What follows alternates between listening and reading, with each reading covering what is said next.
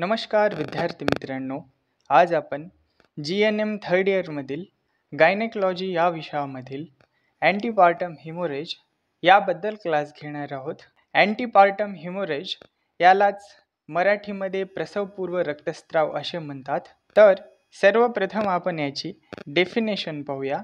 तर ज्या वेळेस वुमन प्रेग्नेंट राहते तेव्हा त्या वुमनच्या गरोदरपणाचे 28 आठवड्यानंतर आणि बेबीची डिलिव्हरी होण्या अगोदर म्हणजेच प्रसूतीपूर्व त्या वुमनच्या जनन मार्गामधून किंवा जनन मार्गामध्ये रक्तस्राव होतो. याला प्रसूतीपूर्व रक्तस्राव किंवा अँटीपार्टम हिमोरेज किंवा याला शॉर्ट फॉर्ममध्ये APH असे म्हणतात. तर अँटीपार्टम हिमोरेज होण्याचे काय काय कारणे असू शकतात ते पाहूया.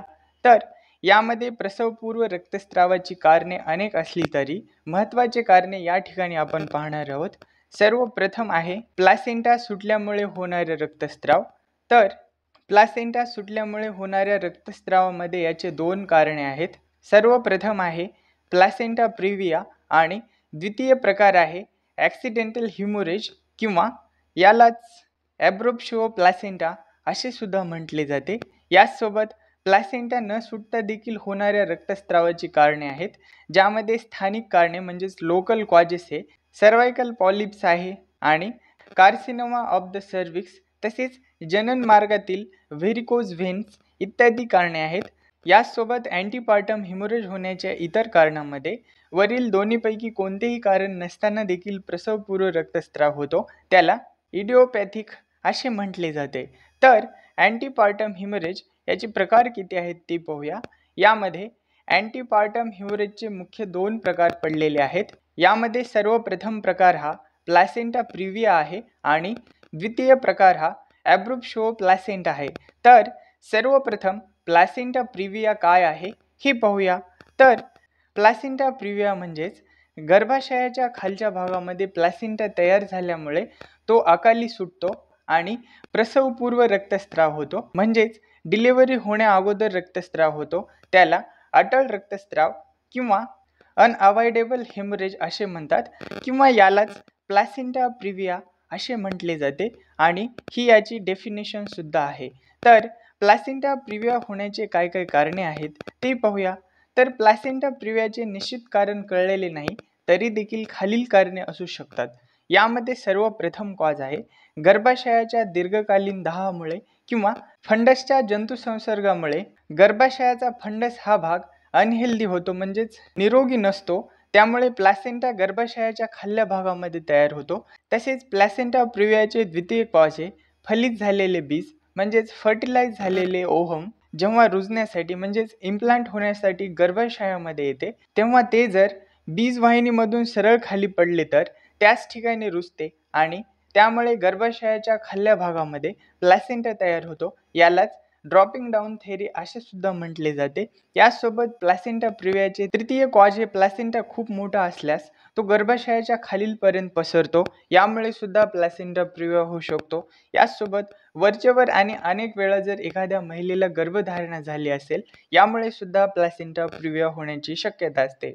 नेक्स्ट, प्लासेंटा प्रिव्हियाचे प्रकार किती आहेत हे पाहूया. यामध्ये सर्वप्रथम प्रकार आहे लॅटरल प्लासेंटा प्रिव्हिया. तर या प्रकारामध्ये प्लासेंटाचा बराच भाग हा गर्भाशयाच्या अप्पर सेगमेंटमध्ये असतो आणि प्लासेंटाचा काही भाग हा लोअर सेगमेंटमध्ये असतो, परंतु तो सर्व्हिक्सच्या इंटरनल ऑसपर्यंत आलेला नसतो, जो की आकृतीमध्ये दाखवल्याप्रमाणे गर्भाशयाच्या एका बाजूस प्लासेंटा चिटकलेला असतो. या प्रकारामध्ये मातेस व गर्भास धोका नसतो आणि नैसर्गिक प्रसूती होऊ शकते आणि रक्तस्राव देखील सौम्य प्रमाणामध्ये असतो. सर्वप्रथम लॅटरल जो प्रकार आहे तो गर्भाशयाच्या अप्पर सेगमेंटमध्ये काही भाग आहे आणि लोअर सेगमेंटमध्ये काही भाग असतो. याला लॅटरल प्लासेंटा प्रिव्हिया असे म्हणतात. द्वितीय प्रकार हा मार्जिनल आहे. तर मार्जिनल प्लासेंटा प्रिव्हियामध्ये प्लासेंटा हा सर्व्हिक्सच्या इंटरनल ऑसपर्यंत पोहोचलेला असतो, परंतु तो ऑसवर नसतो म्हणजेच इंटरनल ऑसवर नसतो. तसेच मार्जिनल या प्रकारामध्ये गर्भाला हायपोक्सिया होण्याचा धोका असतो, म्हणजेच फिटसला ऑक्सिजनची कमतरता होऊ शकते आणि मदर ही शॉकमध्ये जाण्याची शक्यता असते. तसेच रक्तस्राव हा मध्यम स्वरूपाचा असतो. आकृतीमध्ये दाखविल्याप्रमाणे सर्व्हिक्सच्या इंटरनल ऑसच्या किनाऱ्यापर्यंत प्लासेंटा हा पोहोचलेला असतो. तसेच तृतीय प्रकार हा सेंट्रल प्लासेंटा प्रिव्हिया टाईप 1 आहे. तर यालाच इनकम्प्लीट सेंट्रल प्लासेंटा प्रिव्हिया असे देखील म्हणतात. तर सेंट्रल प्लासेंटा प्रिव्हिया टाईप 1 या प्रकारामध्ये प्लासेंटामुळे सर्व्हिक्सचा इंटरनल ऑस बंद असताना पूर्णतः झाकला जातो, परंतु सर्व्हिक्स पूर्णपणे प्रसरण पावले असता तसे होत नाही. यामध्ये मातेला व गर्भालाही धोका असतात, म्हणून या प्रकारामध्ये वजायनल डिलिव्हरी टाळतात. सेंट्रल प्लासेंटा प्रिव्हिया हा किंवा यालाच इनकम्प्लीट प्लासेंटा प्रिव्हिया म्हणतात, जो की सर्व्हिक्सच्या इंटरनल ओसच्या अर्धवट भागामध्ये प्लासेंटा हा इम्प्लांट झालेला असतो. नेक्स्ट, प्लासेंटा प्रिव्हियाचा चौथा प्रकार हा सेंट्रल प्लासेंटा प्रिव्हिया टाईप 2 आहे. तर या प्रकारामध्ये प्लासेंटामुळे सर्व्हिक्सचा इंटरनल ऑस हा बंद झालेला असताना आणि संपूर्णपणे प्रसरण पावलेले असताना देखील झाकला जातो, म्हणजेच सर्व्हिक्सचे इंटरनल ऑस पूर्णतः झाकले जाते. यामध्ये प्लासेंटाचा मध्यबिंदू आणि सर्व्हिक्सच्या इंटरनल ऑसचा मध्यबिंदू एकमेकांवर येतात, जो की तुम्ही या डायग्राममध्ये पाहू शकता, जो की प्लासेंटा हा सर्व्हिक्सच्या इंटरनल ऑसला संपूर्ण कम्प्लिटली कव्हर करत आहे. तसेच ज्या वुमनला प्लासेंटा प्रिव्हिया आहे त्या वुमनमध्ये काय काय धोके निर्माण होऊ शकतात हे पाहूया. तर यामध्ये सर्वप्रथम जनन मार्गाला वक्रता असते, त्यामुळे प्लासेंटाची जास्तीत जास्त जाडी 2.5 सेंटीमीटर ही सेक्रल प्रोमेंट्रीच्या ठिकाणी येते. त्यामुळे इंटरनल एपी डायमीटर कमी होऊन प्रेझेंटिंग पार्ट हा एंगेज होण्यामध्ये अडथळा येतो. तसेच रक्तस्राव लवकर थांबत नाही. यासोबत जर जनन मार्गाने प्रसूती होऊ दिली तर गर्भ खाली उतरताना प्लासेंटावर दाब पडून तो दबला जातो. तसेच कॉर्ड प्रोलॅप्सची किंवा कॉर्ड कॉपरेशनची शक्यता असते आणि शेवटच्या दोन धोक्यांमुळे गर्भाच्या जीवितास धोका उद्भवू शकतो. नेक्स्ट, प्लासेंटा प्रिव्हिया असलेल्या मदरमध्ये काय काय चिन्हे आणि लक्षणे दिसतात हे पाहूया. यामध्ये सर्वप्रथम वेदनारहित म्हणजेच पेनलेस आणि कारण नसताना वरचेवर जनन मार्गाने होणारा रक्तस्राव. याचसोबत हा रक्तस्राव विशेषतः जेव्हा मदर विश्रांती करत असते किंवा झोपेमध्ये असते तेव्हा हा रक्तस्राव होतो आणि जेव्हा गरोदर स्त्री जागी होते तेव्हा झालेल्या रक्तस्रावामुळे एकदम घाबरून जाते. तसेच रक्तस्रावाच्या वेळी वेदना झालेल्या नसतात, तसेच लक्षात येण्यासारखे कोणतेही कारण घडलेले नसते आणि काही स्त्रियांमध्ये सुरुवातीचा रक्तस्राव हा थोड्या प्रमाणामध्ये असतो व तो वाढत जातो. याचसोबत टॉक्सिमियाची कोणतीही लक्षणे नसतात, म्हणजेच रक्तदाब वाढलेला नसतो किंवा लघवीमध्ये ॲल्बुमिन नसते आणि अंगावर सूज देखील नसते. तसेच प्लासेंटा प्रिव्हिया असलेल्या मदरच्या पोटाच्या तपासणीमध्ये काय काय चिन्हे आणि लक्षणे आढळून येतात ते पाहूया. यामध्ये सर्वप्रथम गर्भाशयाचा आकार गरोदरपणाच्या काळाच्या मानाने स्वाभाविक असतो आणि गर्भाशय मऊ वेदनारहित असते. गर्भाशयाची तपासणी करत असताना मदर ही व्यवस्थित तपासणी करून घेते आणि बऱ्याच वेळा गर्भ आडवा म्हणजेच ट्रान्सफर लाई असतो. याचसोबत फिटस हे पायाळू असते, म्हणजेच फिटसचे जे प्रेझेंटेशन असते ते अस्वाभाविक असते. याचसोबत गर्भाचे जे मस्तक आहे म्हणजेच फिटसचे जे स्कल आहे हे ब्रिमपासून फारच वर असते आणि पोटाच्या तपासणीमध्ये फिटल हार्ट साऊंड चांगले ऐकू येतात. याचसोबत प्लासेंटा प्रिव्हिया असलेल्या मदरची जर सर्वसाधारण परिस्थिती पाहिली तर यामध्ये जे ताप, नाडी, श्वसन आणि रक्तदाब तसेच सायनोसिसमधील फेरफार आणि रक्तस्राव झालेले प्रमाण दिसून येते आणि गर्भाची अवस्था पाहण्यासाठी मातेकडे गर्भाच्या हालचालीची चौकशी करावी लागते. याचसोबत गर्भ हायपोक्सियामध्ये जात असल्यास फिटसच्या हालचाली कमी होतात, तसेच एकदम थांबतात आणि फिटसची हालचाल ही खूप जास्त होत असते, म्हणून मदरचे सतत निरीक्षण करावे लागते. याचसोबत प्लासेंटा प्रिव्हिया असलेल्या मदरचे निदान निश्चित करण्यासाठी एक्स-रे काढतात. याचसोबत प्लासेंटाग्राफी करतात आणि सोनोग्राफी सुद्धा करतात. नेक्स्ट, प्लासेंटा प्रिव्हिया असलेल्या मदरची अल्ट्रासोनोग्राफी जेव्हा करतो तेव्हा काय काळजी घ्यावी लागते हे पाहूया. यामध्ये सर्वप्रथम पेशंटला अनुषापोटी ठेवणे, तसेच पेशंटचे मूत्राशय भरलेले राहणार नाही याची काळजी घ्यावी. तसेच रोग्याला कोणतेही रेचक देऊ नये, एनिमा देऊ नये. तसेच पेशंटला दवाखान्यामध्ये कपडे गाऊन घालावे. याचसोबत पेशंटची लोअर शेविंग करून घ्यावी. याचसोबत पेरिनियल वॉश देऊन निर्जंतुक पॅड द्यावेत. तसेच अल्ट्रासोनोग्राफीच्या वेळी पेशंटला धीर द्यावा. पेशंटला शॉकमध्ये जाऊ नये म्हणून सलाईन सुरू ठेवावेत. तसेच पेशंटची सोनोग्राफी करतानाही डोक्याकडील बाजू खाली करावी आणि सोनोग्राफी करतानाही रोग्याचा रक्तदाब, ताप, नाडी, श्वसन आणि फिटल हार्ट साऊंड घेऊन त्यातील बदल पाहावेत. तसेच पेशंटची जास्त हालचाल टाळावी आणि पोटावर जास्त दाब पडू नये, जास्त हाताळू नये. तसेच अशा रुग्णांना कधीही चालवत नेऊ नये. याचसोबत डोक्याकडील बाजू खाली करूनच स्ट्रेचरवरून न्यावे आणि तपासणी चालू असताना रुग्णाबरोबर सतत थांबावे आणि जनन मार्गाने जो होणारा रक्तस्राव आहे त्यासाठी निरीक्षण करावे. तसेच रुग्णाच्या मानसिक व शारीरिक हेल्थसाठी डॉक्टरी आदेशानुसार सेडेटिव्हज द्यावेत. नेक्स्ट, प्लॅसेंटा प्रिव्हिया असलेल्या मदरमध्ये काय काय विपरीत परिणाम होतात ते पाहूया. यामध्ये सर्वप्रथम गरोदरपणातील विपरीत परिणाम काय आहेत ते पाहूया. यामध्ये प्रसवपूर्व रक्तस्राव म्हणजेच अँटीपार्टम हिमोरेज होतो. तसेच अस्वाभाविक स्थिती आणि दर्शन म्हणजेच माल पोझिशन आणि प्रेझेंटेशन हे अस्वाभाविक असते. तसेच डिलिव्हरीचा टाईम पूर्ण होण्या अगोदर लेबर होऊ शकते म्हणजेच प्रसूती होऊ शकते. याचसोबत प्रसूतीमधील विपरीत परिणाम काय होतात ते पाहूया. त्यामध्ये लवकर पाणतळ फुटते म्हणजेच जे मेम्ब्रेन्स आहेत ते रप्चर होतात, खूप लवकर रप्चर होतात. याचसोबत कॉर्ड प्रोलॅप्स होतो. तसेच सर्व्हिक्सचे प्रसारण सावकाश होते. तसेच प्रसूतीच्या दरम्यान भरपूर रक्तस्राव होतो आणि शस्त्रक्रियेची गरज सुद्धा भासू शकते. याचसोबत परपेरियममध्ये काय काय विपरीत परिणाम होतात ते पाहूया. यामध्ये डिलिव्हरी झाल्यानंतर म्हणजेच पोस्टपार्टम हिमोरेज होतो, डिलिव्हरी झाल्यानंतर रक्तस्राव होतो. तसेच मदर ही शॉकमध्ये जाण्याची शक्यता असते आणि मदरला परपेरियल सेप्सिस होऊ शकतो म्हणजेच सुतिका दोष होऊ शकतो. याचसोबत प्लॅसेंटा प्रिव्हिया झाल्यावर फिटल कॉम्प्लिकेशन्स म्हणजेच गर्भाचे काय काय विपरीत परिणाम होतात ते पाहूया. यामध्ये फिटसचे वजन हे कमी होते म्हणजेच लो बर्थ वेट बेबी जन्मास येतो. याचसोबत बेबीला ॲस्फिक्सिया म्हणजे श्वास अवरोध होतो. तसेच गर्भाशयामध्येच गर्भमृत्यू होतो. याचसोबत जन्मलेले बाळ हे स्टिल बर्थ म्हणजेच मृत्यू झालेले बाळ जन्माला येते. याचसोबत जन्मताना इंजुरी होऊ शकते. याचसोबत कंजनायटल मालफॉर्मेशन सुद्धा बाळाला होण्याची शक्यता असते. नेक्स्ट, प्लॅसेंटा प्रिव्हिया असलेल्या मदरचे व्यवस्थापन म्हणजेच मॅनेजमेंट कशी करावी हे पाहूया. यामध्ये सर्वप्रथम व्यवस्थापन हे 4 मुद्द्यावर अवलंबून असते. यामध्ये सर्वप्रथम आहे गरोदरपणाचा काळ, रक्तस्रावाचे प्रमाण, मातेची व गर्भाची अवस्था आणि प्लॅसेंटाचा प्रकार व ठिकाण. तर जर रक्तस्राव थोड्या प्रमाणात असेल आणि मातेची व गर्भाची परिस्थिती चांगली असेल तर मदरला रुग्णालयामध्ये दाखल करून घेऊन रक्तस्राव थांबेपर्यंत विश्रांती द्यावी. तसेच सोनोग्राफी करून गर्भाची स्थिती आणि प्लॅसेंटाचा इंटरनल ऑसशी असलेला संबंध पाहतात.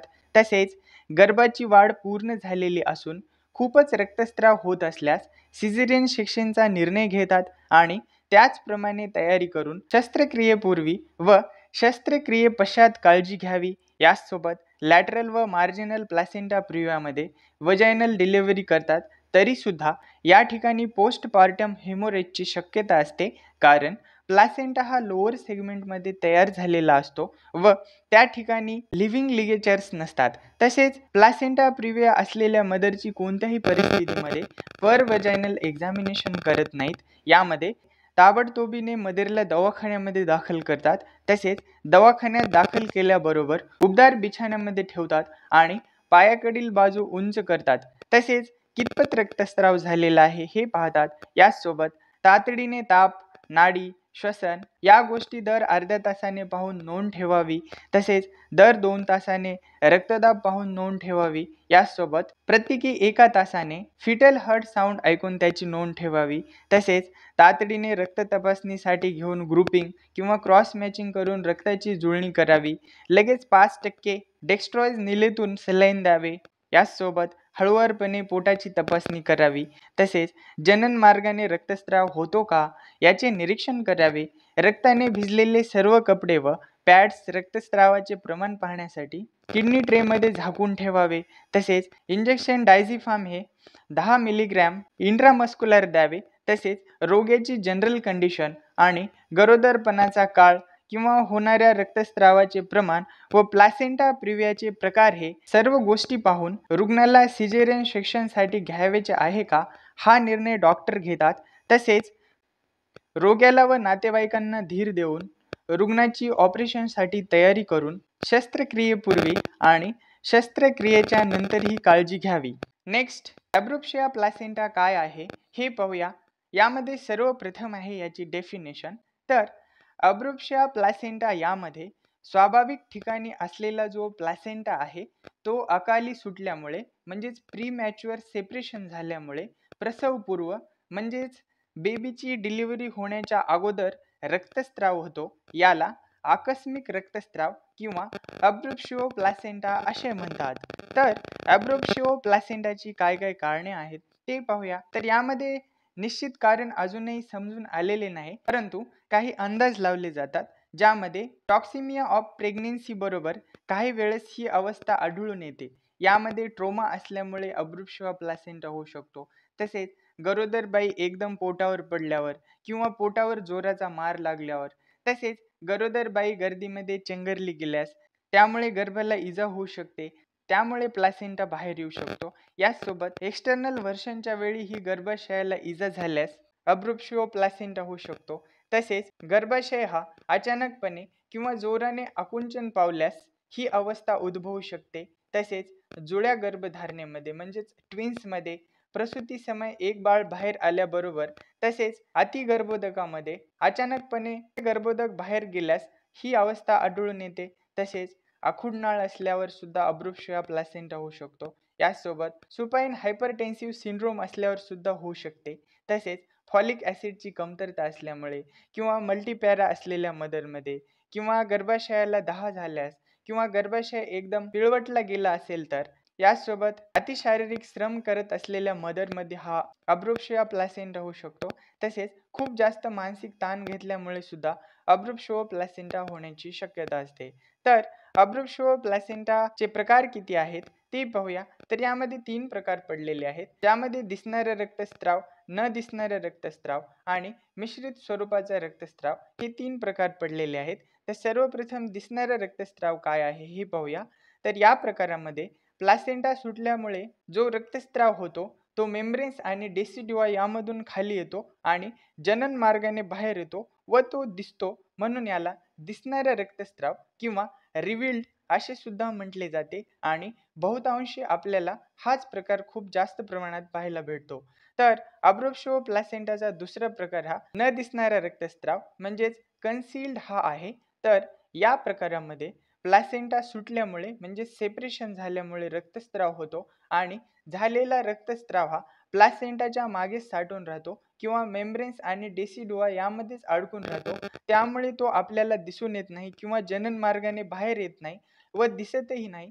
याला गुप्त किंवा न दिसणारा रक्तस्राव किंवा कन्सील्ड असे सुद्धा म्हटले जाते. आणि अशा प्रकारचा रक्तस्राव क्वचित प्रसंगी आपल्याला आढळून येतो. तसेच ॲब्रुप्शियो प्लासेंटाचा तिसरा प्रकार हा मिश्रित रक्तस्राव आहे, ज्यामध्ये प्लासेंटा सुटल्यामुळे झालेला रक्तस्राव काही प्रमाणात आतच अडकून राहतो आणि काही प्रमाणामध्ये जनन मार्गाने बाहेर येतो, म्हणून याला मिश्र स्वरूपाचा रक्तस्राव असे म्हणतात.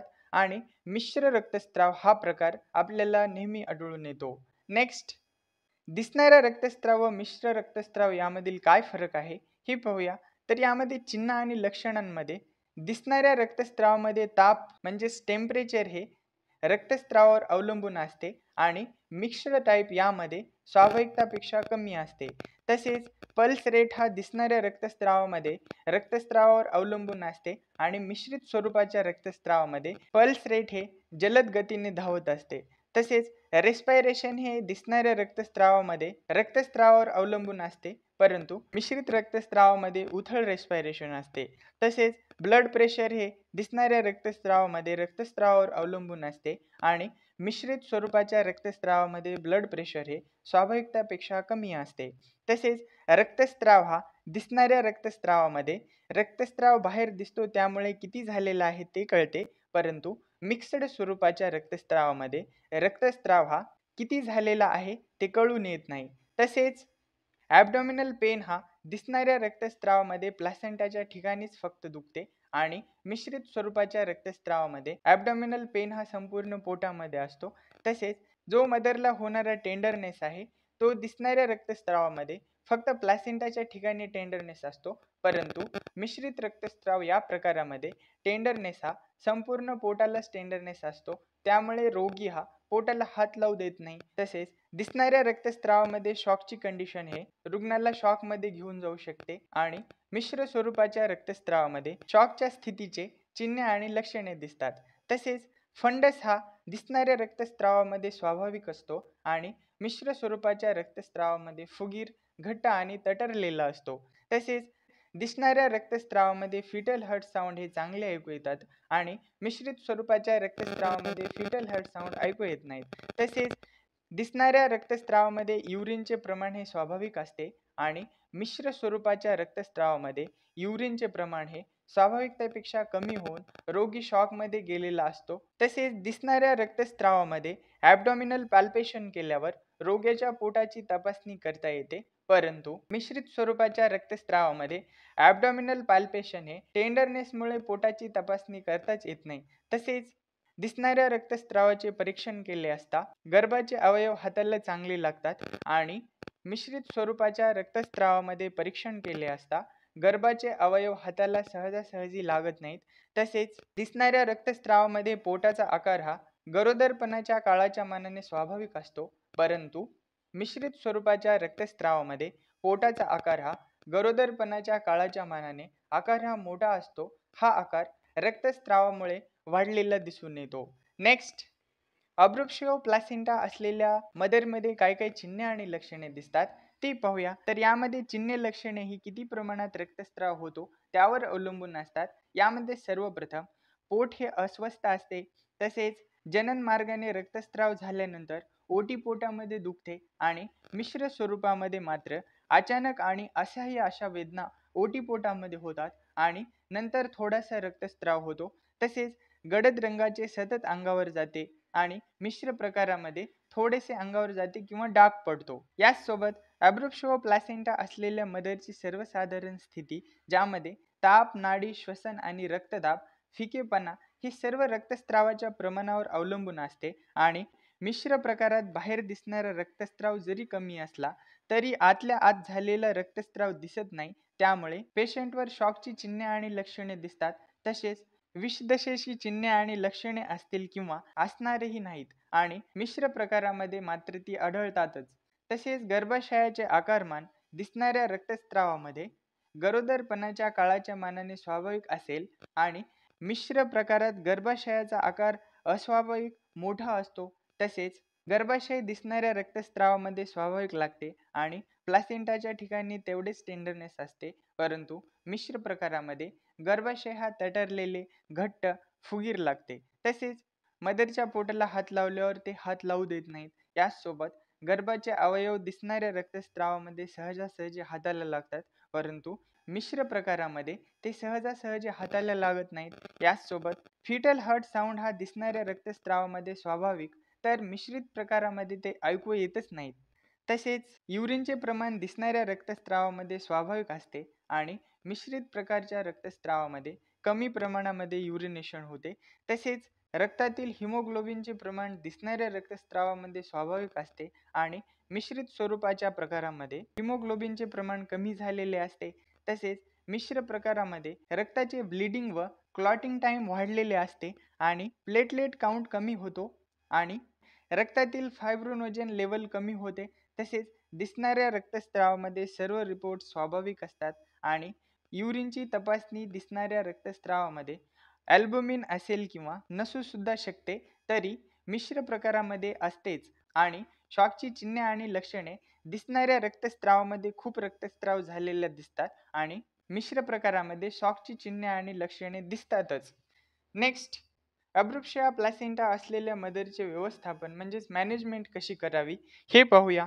यामध्ये पेशंट जर घरी असेल तर प्लासेंटा प्रिव्हियाचे प्रमाण सर्व काळजी घेऊन ताबडतोब दवाखान्यामध्ये हलवावे. याचसोबत रक्तस्राव हा दिसणारा असेल तर कारण शोधून काढून त्यानुसार औषध उपचार करावेत. रक्तस्रावाच्या प्रमाणाचे निरीक्षण करावे. गरोदरपणाचा काळ व गर्भाची अवस्था पाहावी. तसेच प्रसूतीची सुरुवात झालेली आहे किंवा नाही हे पाहावे. याचसोबत रक्त तपासणीसाठी घ्यावे. हिमोग्लोबिन, प्रोटीन्सची लेवल पाहावी. तसेच ग्रुपिंग व क्रॉस मॅचिंग करून रक्ताची जुळणी करून ठेवावी आणि युरिनचे अल्बमिन करिता तपासणी करावी. याचसोबत 5% डेक्स्ट्रोज नीलेतून ताबडतोब सलाईन द्यावे.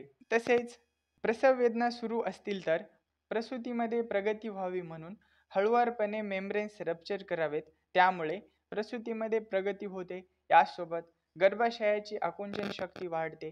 आकुंचनामुळे गर्भ आणि गर्भाशयाची भिंत यामध्ये प्लासेंटा आवळला जाऊन सुटलेल्या प्लासेंटामधून होणारा रक्तस्राव नियंत्रित होतो. तसेच मदरला ऑक्सिटोसिन ड्रिप्स लावतात. याचसोबत मॅनेजमेंटमध्ये जर रोगी प्रसूतीमध्ये नसेल आणि गरोदरपणाचा काळ 38 आठवड्यापेक्षा जास्त असेल तर वरील पद्धतीने प्रसूती घडवून आणतात. याचसोबत जर मदर प्रसूतीमध्ये नसेल आणि गरोदरपणाचा काळ हा 38 आठवड्यांपेक्षा कमी असल्यास इंजेक्शन ऑफ लेबर करतात. त्यासाठी प्रथम मेम्ब्रेन रप्चर करून ऑक्सिटोसिन ड्रिप लावून प्रसूती घडवून आणतात. याचसोबत गर्भाच्या जीवितास धोका असल्यास, रक्तस्राव नियंत्रणात नसल्यास, विपरीत परिणामांची शक्यता आढळल्यास सरळ सिझेरियन सेक्शन या शस्त्रक्रियेचा निर्णय घेतला जातो. नेक्स्ट, मिश्र स्वरूपाचा रक्तस्राव असल्यावर काय मॅनेजमेंट करावी हे पाहूया. यामध्ये वरीलप्रमाणेच ताबडतोब ॲडमिट करून उपचार सुरू करावेत. तसेच इंजेक्शन मॉर्फिन 15 मिलीग्रॅम इंट्रामस्क्युलर देऊन रोग्याला झोपून ठेवतात. तसेच रक्ताच्या संक्रमणाची जुळणी होईपर्यंत रोगी शॉकमध्ये जाऊ नये म्हणून किंवा गेला असेल तर त्यामधून बाहेर यावा म्हणून व्हेनमधून 5% डेक्स्ट्रोज तातडीने सुरू करावे. तसेच ब्लड प्रेशर हे दर तासाने पाहून नोंदणी ठेवावी. याचसोबत तातडीने रक्ताचे संक्रमण म्हणजेच ब्लड ट्रान्सफ्युजन सुरू करावे. तसेच रक्त चढविल्यामुळे मूत्रपिंडाचे संरक्षण होते. तसेच रक्तदाब हा स्वाभाविक राहतो. याचसोबत रक्तगोठण क्रियेत अडथळा येत नाही. याचसोबत प्रसवोत्तर रक्तस्राव झाला तरी देखील रोगी सहन करू शकेल अशी शारीरिक स्थिती निर्माण होते. तसेच रुग्णाचा इनटेक आणि आउटपुट चार्ट ठेवावा. विशेषतः युरिनच्या प्रमाणाचे निरीक्षण करावे. तसेच आर्टिफिशियल रप्चर ऑफ मेम्ब्रेन करून ऑक्सिटोसिनची ड्रिप लावतात आणि जनन मार्गाने प्रसूती घडून आणतात. यामध्ये जास्त करून मृत गर्भ आढळतो म्हणून जनन मार्गाने प्रसूती करतात किंवा सिझेरियन सेक्शन ही शस्त्रक्रिया टाळतात. तसेच जर पेशंट हा लवकर आणला गेला तर रक्तस्राव कमी आणि गर्भ चांगल्या रीतीने राहील अशी शक्यता असल्याशिवाय आणि सर्विक्स हे जनन मार्गाने प्रसूती घडविण्यासाठी जर योग्य नसेल तर सिझेरियन सेक्शनचा निर्णय घेतला जातो. याचसोबत जर रक्तस्राव सुरुवात होऊन खूप वेळ होऊन सुद्धा जनन मार्गे प्रसूतीमध्ये प्रगती होत नसल्यास सिझेरियन सेक्शन करतात. याचसोबत रोग्याची स्थिती खालवत असल्यास यामध्ये सुद्धा सिझेरियन सेक्शन करतात किंवा कॉम्प्लिकेशनमुळे जर मातेच्या जीवाला धोका असेल किंवा मृत गर्भ असताना देखील सिझेरियन सेक्शनचा निर्णय घेतात. बाकी सर्व परिचर्या प्लासेंटा प्रिव्हिया प्रमाणे करावी. थँक्यू.